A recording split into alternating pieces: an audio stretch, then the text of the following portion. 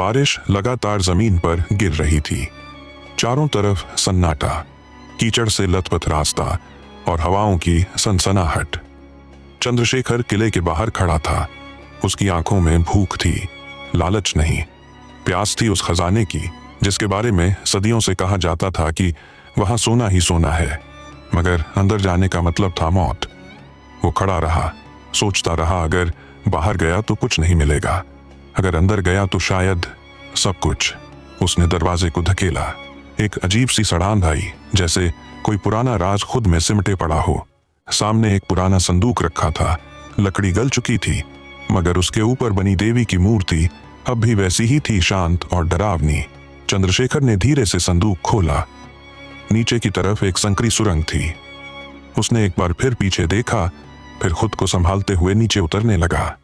हर कदम के साथ अंधेरा और डर गहरा होता गया। सीढ़ियां खत्म होते ही एक खुला प्रांगण सामने था। चारों तरफ ऊंची दीवारें, ऊपर टूटी छत और बीच में एक गहरा कुआं।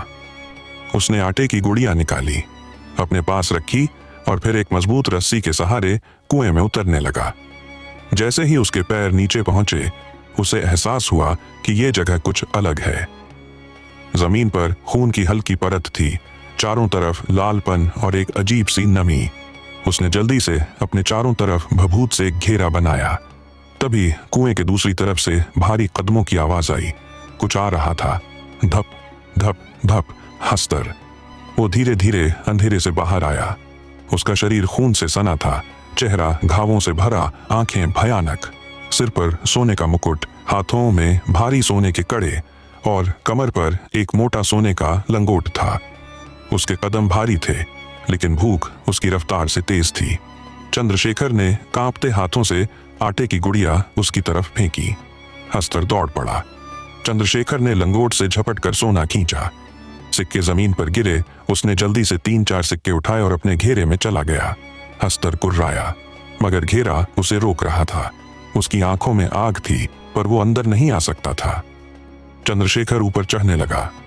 हस्तर चीख रहा था, पास आ रहा था, मगर जैसे ही चंद्रशेखर बाहर निकला, उसने दरवाजे को बंद किया और गिर पड़ा। उसकी सांसें तेज थीं, लेकिन आंखों में जीत थी। ये सिलसिला चलता रहा हफ्तों तक। हर बार वह नीचे जाता, हस्तर को धोखा देता और सोने के सिक्के लेकर लौट आता। अब उसके पास 200 से ज्यादा सिक्के हो गए थे। वह एक सेठ के पास गया जिससे उन्हें बेच सके। सेठ ने पूछा कि ये सोना कहां से लाया, मगर चंद्रशेखर ने सिर्फ इतना कहा, काम कर, सवाल मत कर। धन बरसने लगा। घर बड़ा हो गया, चीजें बदल गईं। और फिर उसका एक बेटा हुआ चंद्रभान। चंद्रभान धीरे धीरे वही सब कुछ सीखने लगा। आटे की गुड़िया बनाना, सिक्के इकट्ठा करना और सोने की पहचान करना। एक दिन चंद्रशेखर ने फैसला किया, अब वक्त आ गया है। वह चंद्रभान को लेकर गुफा में गया। नीचे उतरे, सब कुछ वैसा ही था। हस्तर अब भी वहां था। चंद्रशेखर ने बेटे को रोका, गुड़िया मत फेंकना, मगर उत्साहित चंद्रभान ने गुड़िया फेंक दी। हस्तर दौड़ा। चंद्रशेखर ने सिक्के खींचे, बेटे को ऊपर खींचा और बाहर लाया। जैसे ही दोनों बाहर आए, चंद्रशेखर ने बेटे को थप्पड़ मार दिया। ये तूने क्या किया? अगर हस्तर तुझे पकड़ लेता तो? चंद्रभान की आंखों में आंसू थे, मगर उसने जेब से एक सिक्का निकाला। देखो पापा, मेरी पहली कमाई।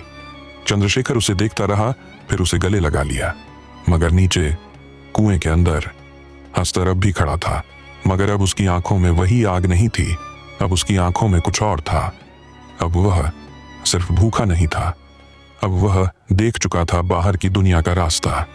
अब वह जान चुका था धोखा क्या होता है, और अब वह इंतजार नहीं करेगा। कहानी अभी खत्म नहीं हुई। अगला हिस्सा वो लाएगा जो कभी वापस नहीं जाता।